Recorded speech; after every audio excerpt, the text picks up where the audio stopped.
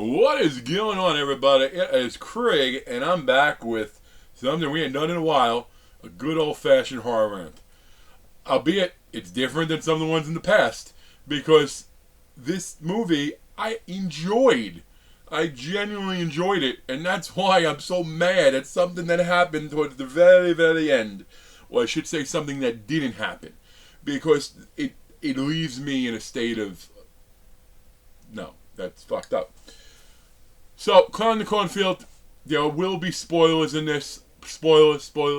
So please do not let me spoil it for you, because it is worth watching, even though you might get annoyed. Now, I'll be honest with you, I talked to one of my boys, and I told him, hey, did anything really piss you off about it? He mentioned something in the very beginning that actually did get me through a little bit, but that I could overlook. And that is, in the very first kill in the movie, they set up the scene, and they make it look like Friendo is supernatural, because he stabs someone with a pitchfork and just very easily holds them up in the air for a little while, yada yada yada. And I was watching it with my friend, and I told them, like, that's actually a really good opening. It shows you what they're gonna do. They're gonna be some good kills, and it's gonna be a little supernatural. So I guess he's a supernatural guy. He wasn't. They weren't, clown in the cornfield. I don't think clown is parole. But that's fine, because there are a lot more than one clowns in those damn cornfield. But that's the other thing, too. Like, that's tied into the thing that bothers the hell out of me, and I can't get by it. I know I should. I know you're like, hey, Craig, they probably want to do a sequel, yada yada, stop it. I think I'm so mad because I had such hopes for the movie. Not because of the movie itself, but because of Eli Craig. Not because the last name is the best last name you could possibly have if it's not a first name.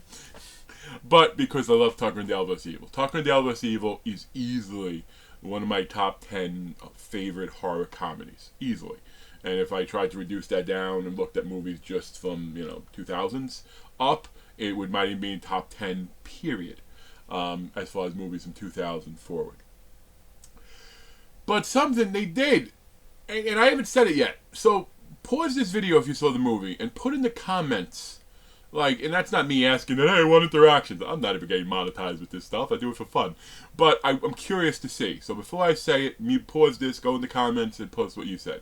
And I would ask this, be respectful, and it has nothing to do with any relationships people might have had in the movie, so to speak. The thing that incensed me is in the final battle, so to speak. One, the teacher, who he just gets hit with a door and he falls down, and then you don't see him till the end when he just gets run over by the beetle, which is fine. I don't care about the guy, but he gets run over by the beetle.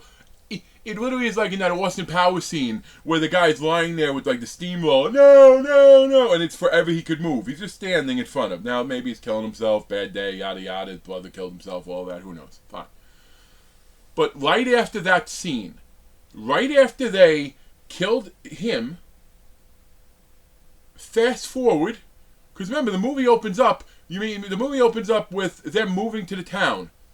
Fast forward, she's going to college. Fast forward, the mayor, not the mayor, I'm going to get back to him. Her father now is running to be the new mayor, because, the movie, the mayor was one of the bigger antagonists. I mean, he also, I think the town had a lot of stuff going on, like the history, Founders Day, traditions, yada yada.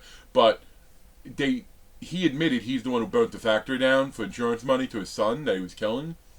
But I don't know if other people knew that. That makes it even worse. But that's what makes it worse.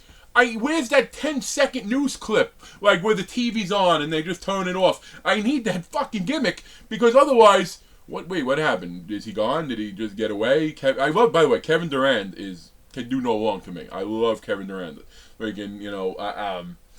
Strain is one of the most underrated horror series of all time, and that's not an opinion. I don't say things like that. That's not an opinion. It's one of the most underrated horror series of all time, period. Also, Abigail, I thought was a lot of fun. I even have a signed photo up here. I think I showed it on my channel back in the day, with quotes from the main four. Well, I should say the four that were signing. I shouldn't say, wait. The four that we're signing, which Catherine knew. I won't go down that rabbit hole. but I have him with his quote, like, what do we know about vampires? They're not real! You know, but he can do no wrong to me. So this isn't on him. And even though they had him, like, Joker-esque, like, with the face paint instead of the mask, that was fine, too. He played that shit off well. And if this is setting up a sequel with him coming back in a bigger murderous role, maybe I'll forgive what I'm about to say. But without that transitional clip showing what happened, like, how did the town react? The guy's running for mayor of the town, but a good portion of the town were the homicidal maniacs. So who's voting for him? There's too much stuff that they didn't say. So I'm hoping that one day there's a DVD of this, Blu-ray release of this, and there was a scene that they did film, and for whatever reason they couldn't use it, or something didn't work right, because otherwise, Eli Craig, I fucking love Tucker and Dale vs. Evil. And this movie, I'm watching, even though there were things in it that normally don't do, for like, you know, oh, okay, all the clown, oh, that's happening, cool kill, this, I liked all that stuff. You know, and every time I thought they were going to do something that would annoy me, like when I thought that blonde girl was going to be like an instantaneous bitch type situation, she liked the other kid. No, not at all. She was a little harsh one scene, hey new girl, stuff like that, but otherwise they were friendly. You know, and kudos to the character, the female lead, because she killed her in essence, because she was stabbed with the pitchfork. And you know, if somebody's stabbed with somebody, and you got to leave that in if there's any chance of survival, like at that moment. But when the guy was running at him, she yanked it out. Killed him with it, and then that might be one of the funniest lines in the movie, because the girl, as she's dying, she's like, "I hate you." I forget her name. Say, "I hate you, Amber," and then all of a sudden the clown, as he's dying, "I hate you too." He's very funny. So you see. Even me being jovial, like now, like I'm not mad. Like go back, watch Jeepers Creepers, Rents. Watch those. Watch the Halloween. That was a good one. I think those are the three I did. I don't usually do these. Only when something really gets to me, and that got to me. They don't give me that moment of closure. That okay, that's what happened. How about just you know what they did this? How about just a poster that says Mayor, you know, still at large? That's it. I don't need 5 seconds. 5 seconds. I don't. Just you gotta give it to me. Otherwise, it doesn't make sense. Because again, there were a lot of clowns. Which meant a lot of people in town died. Will Sasso is the sheriff, by the way. I love that. I love when comedy characters do stuff like that. Awesome.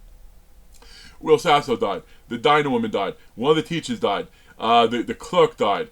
Those are those four. Those are the only ones he introduced us to. But if you're paying attention, there was guy shot with the shotgun, who had his hand blown off, who was the guy that the doctor stabbed in the neck, who were the other people that killed with the explosion. Like, there's a lot of people in the town that all of a sudden aren't going to be there anymore that got some explaining to do, and I needed to know what happened.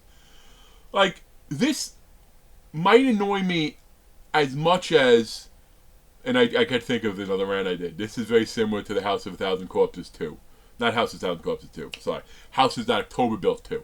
Because Houses That October Built 2 was a commercial for horror haunts, in essence. It was one of the few times where a sequel made the original movie worse. Because they retconned the stuff that you thought was so cool about. But that's not this video. Go back and watch that if you want. Please, let me know what you thought, if you agree with that. And again, be respectful, because I know there's stuff that some people might bitch about, and that's not, I don't do that, man. That's not my scene, so no offense. I get it. I mean, it's all good. I will try to, you know, I am a professor, so I try to keep everything a nice cordial space environment. That's it, folks. I will catch you next time. Peace.